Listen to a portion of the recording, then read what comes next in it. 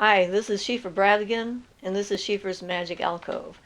So I have been struggling with a topic to talk about.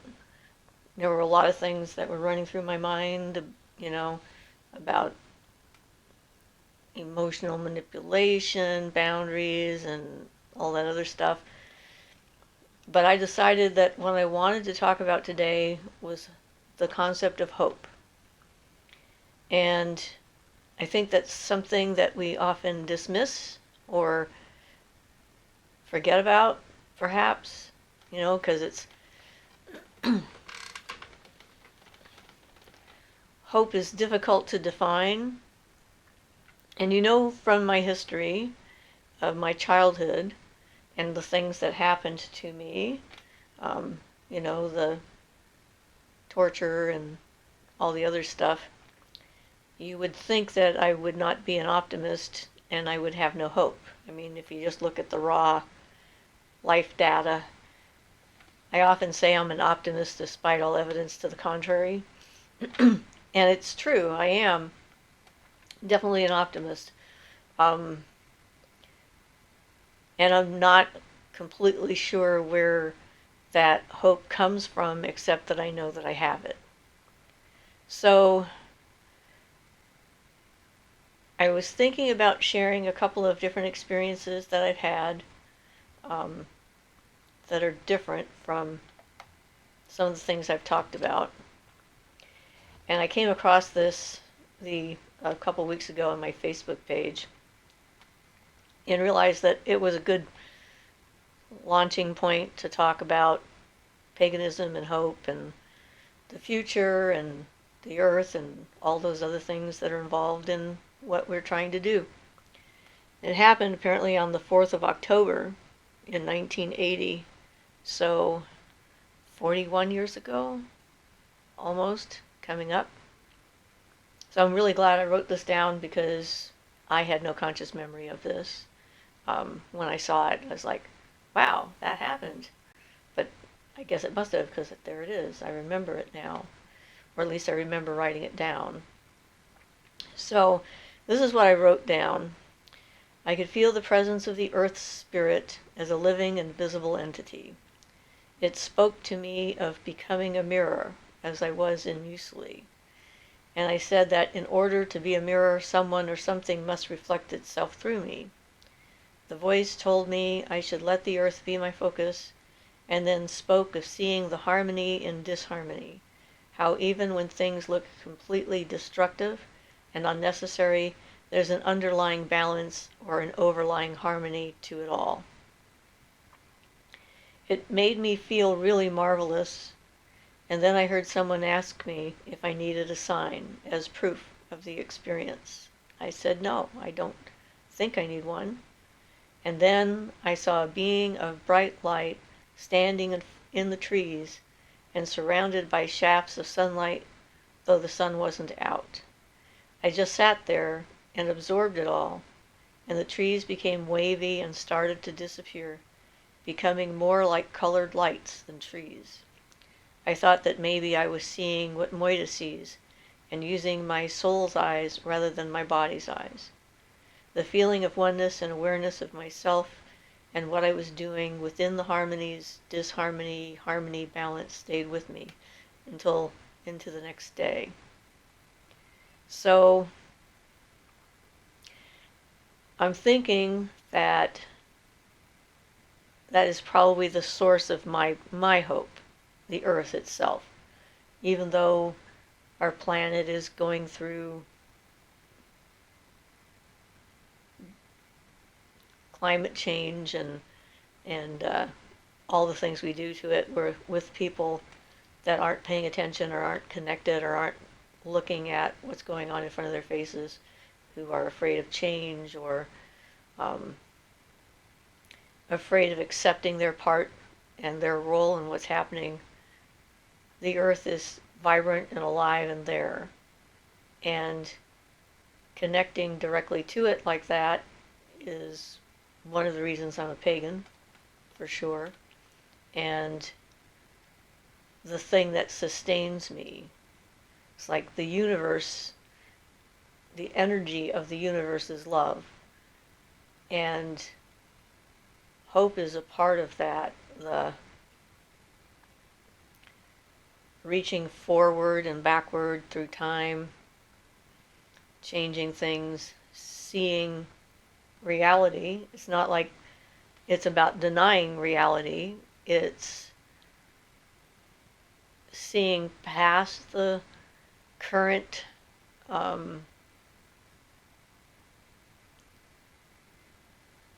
expression, I guess, in physical reality of what's going on in our unconscious. The earth exists beyond us, and it will continue to exist without us if we keep going the way we're going and become extinct. So, to me, that's not a reason to despair or lose hope. It's a reason for hope, because life is that ultimate expression of the universe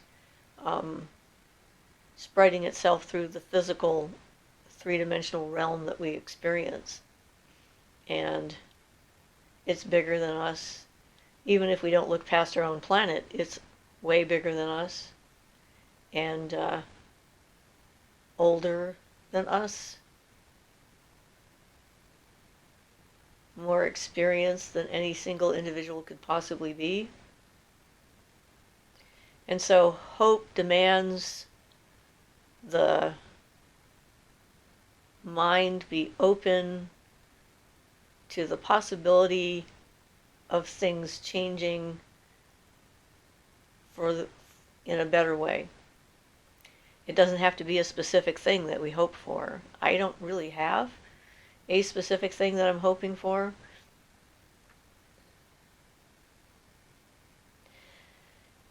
So,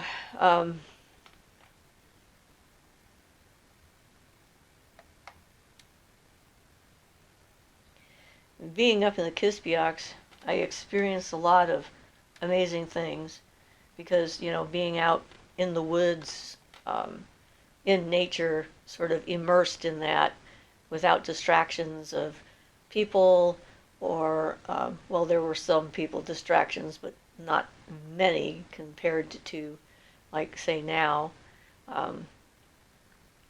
And so the experiences that I had up there were those kind of core experiences. So this is another one. I don't remember exactly when it happened, except it was after David and I broke up, and he was a firefighter. No, not a firefighter. He was a fire lookout. And he was doing a stint in a lookout tower not far from the Kispiox. It was in another part of the province, but not very far away. And he invited me to come out and spend the night there. So I decided that would be okay, that I would do that.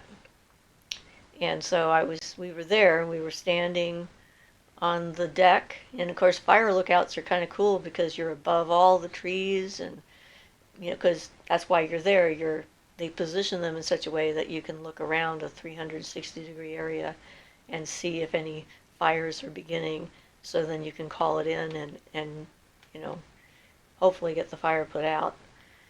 And the sun was beginning to set, and it was an interesting view.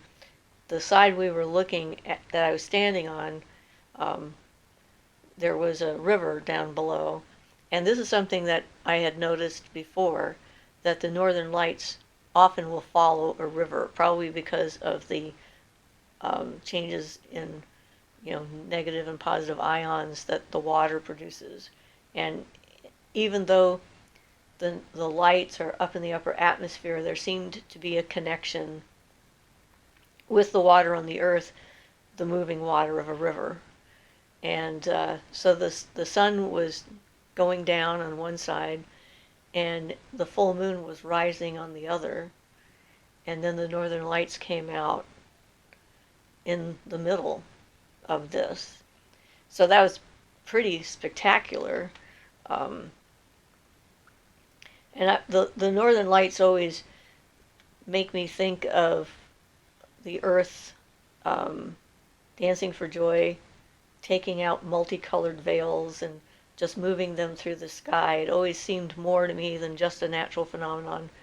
And so from each horizon in the sky, there appeared a clear profile of a human face, one male and one female. And so they were on opposite ends, one by the sun, one by the moon. Um, and I didn't write down which side the male was on and which side the female was on, but in my mind, it seems to me that the male was on the sun's side and the female was on the moon's side.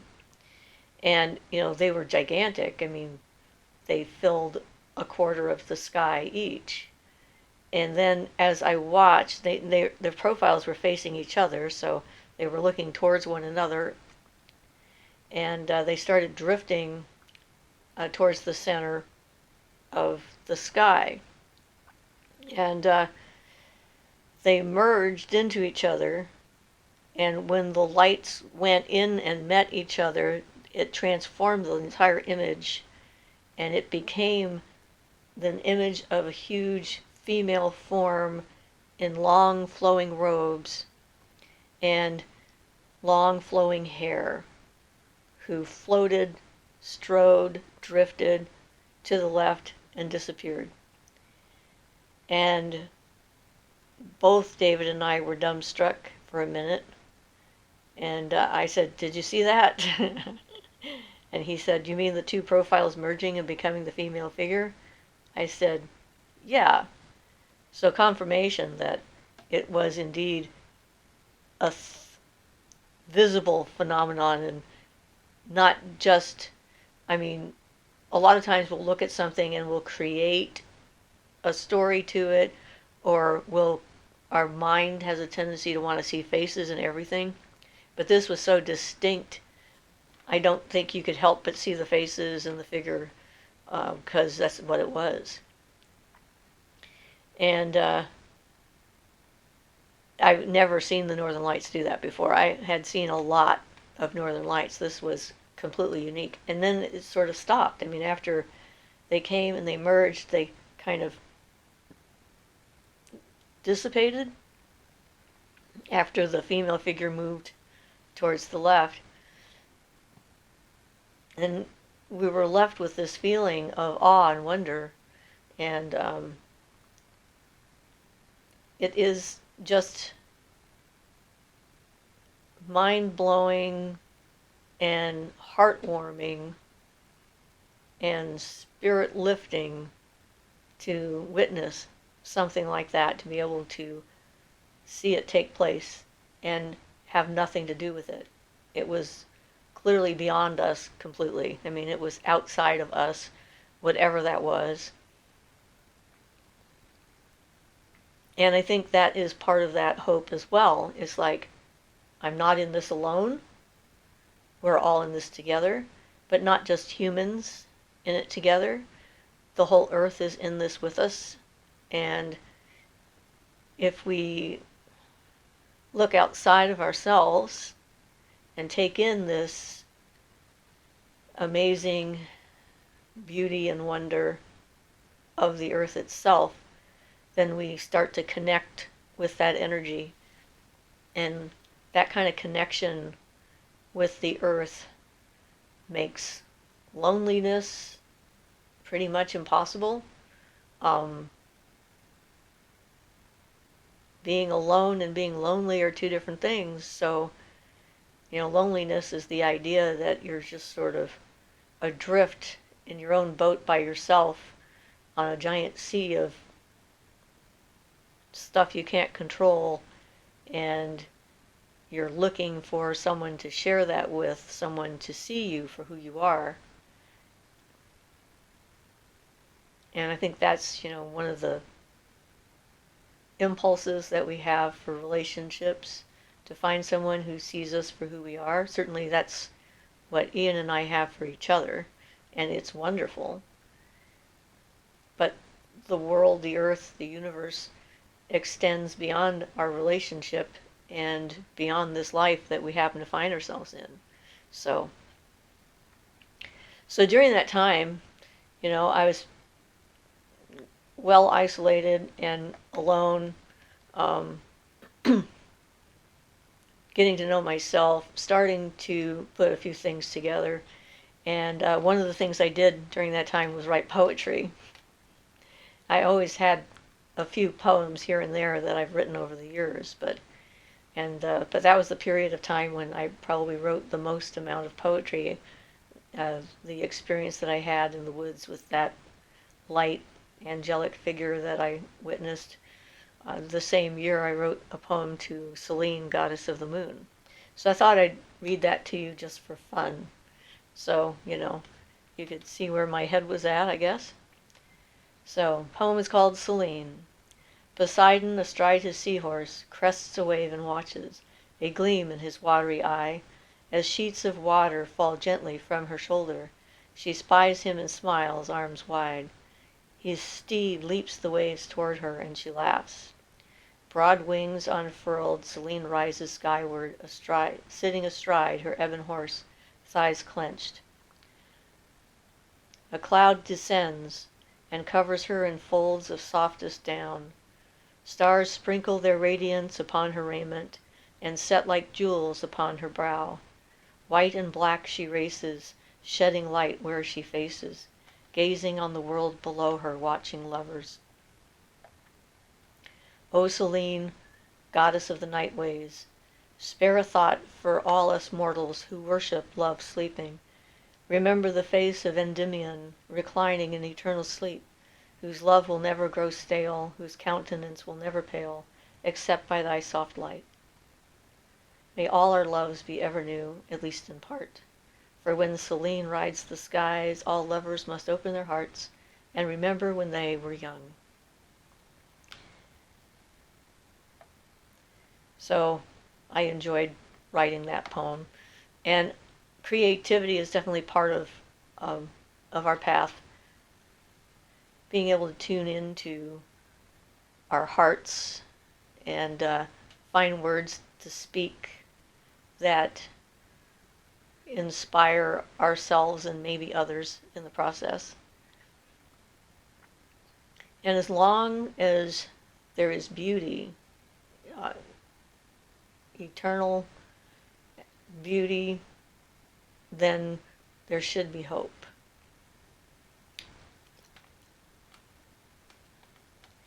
So finding things to do, activities or just quiet meditation to connect to that energy source, and become a part of it is what will sustain us through all of the things that we're going through right now, and will hopefully allow us to shape new things in the future and become more than what we think we are. So along those lines, it's like sometimes people think that if you have hope, then you're unrealistic and you're not facing reality. But that's not how I view it, because one of my commitments is to face reality for what it is, whether I like it or not.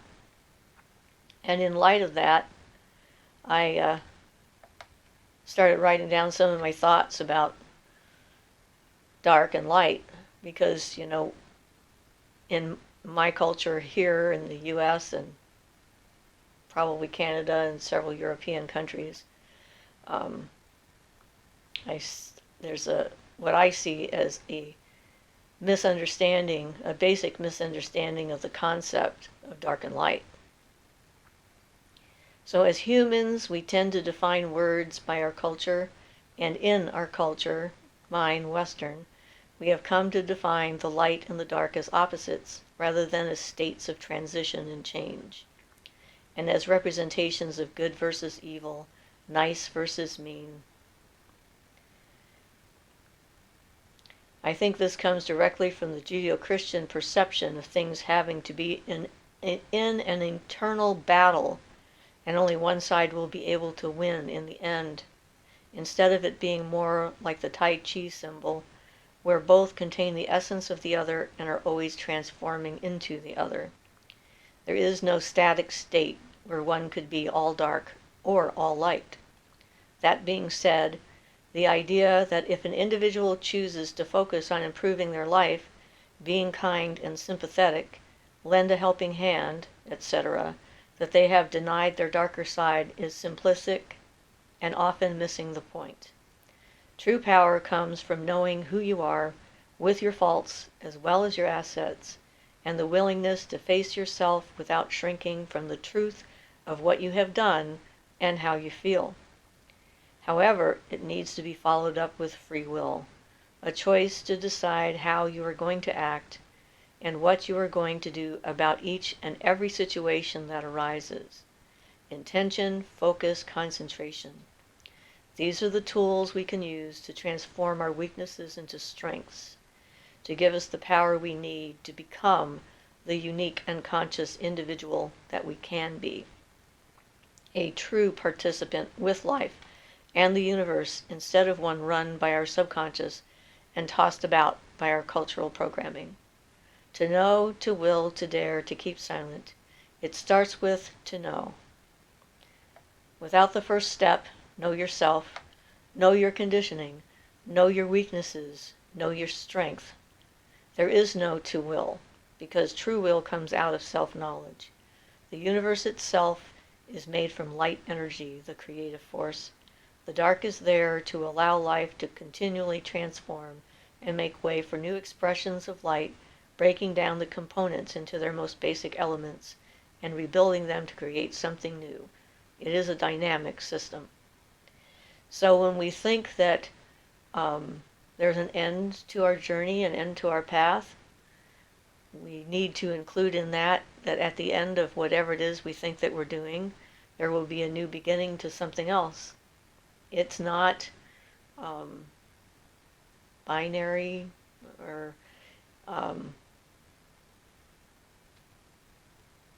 one-directional.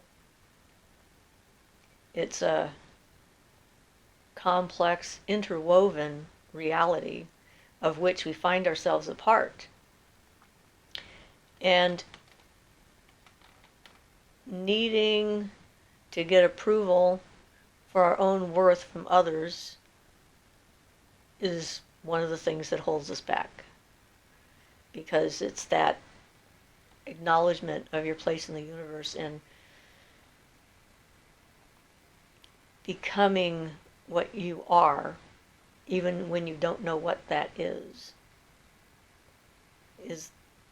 that's the point of existing. So, as a pagan and a witch, connecting with the roots and things that live in the ground that nourish the trees and the sunlight coming down, all of these things are in and of themselves perfect, unique, and without, what's the word, conceit. The sun shining isn't dependent upon whether we can see the sun or not. The sun is there spreading its light, its warmth, its life-giving energy to us continuously, and will continue to do so until its lifespan comes to an end. We don't have to ask for the sun's rays. It's not seeing the sun and being able to be warmed by it is not contingent upon what we've done in our life, whether or not we've been good or bad. The sun doesn't decide. And the universe and life is like that too. We can have our individual encounters, of course, with different aspects of it, but in the end, it's not dependent upon us. It exists outside of us, and the search is to find it within us so that we know that we are connected and a part of everything that exists out there, and then we're not alone. So I don't deny what happened to me. I don't deny that the people in my life, in the early part of my life, were horrible. Um, they were what they were. But I also don't let that define my existence, because existence is bigger than that. And I can find the joy and the hope for something I can't see coming. And, the little things throughout the day, daily existence, life, etc., are just those things. You pay attention, I pay attention to them. When they come up, deal with them. But it doesn't take away from that background um, source of everything. These are just little things I have to deal with, but are they important in the long run? Not really. So I encourage everybody to find a way to focus on the good things around you, even if they're small. If it's a colored rock you find on the walk, or a specific tree, or a flower that's in bloom, or a bird that lives in your neighborhood that sings and flies by and is making a nest, or the animals walking through the woods, sitting on the ground and connecting with the network under the earth itself, um, knowing we're going to be part of it at some point. We'll be feeding a tree, hopefully. At least in the past, that's what we would be doing. Become our bodies that we inhabit will become a part of all of nature in that sense, and go down to our most basic components and dissolve into life, and then come out as something different somewhere else down the road. And trying to let go of our self-absorbed, self-centered idea and approach that we are somehow a greater creation than the rest of existence. If we can let go of that, then we open ourselves up to communication with other forms of intelligence, other life forms that exist right in our own backyard. And anyway, okay. So I hope that this finds you all doing well. I know that we're in the middle of another terrifying wave of disease around the planet. And, some people are going to be not wanting to leave their home, which is fine, if that's what you need to do. But just try to find that little something that's a part of the greater existence of life to focus on, and let go of our ideas about how things ought to be, and just sort of accept reality as it is. And then maybe we will work our way through this and come out the other side and find something amazing. So, as I said, I hope you're all having a good time, as it were, even in the midst of all this. And it's okay to have joy when everything seems to be hopeless. It helps to keep the balance. So don't be hard on yourselves if you're having a good day and someone you know is not. You having love or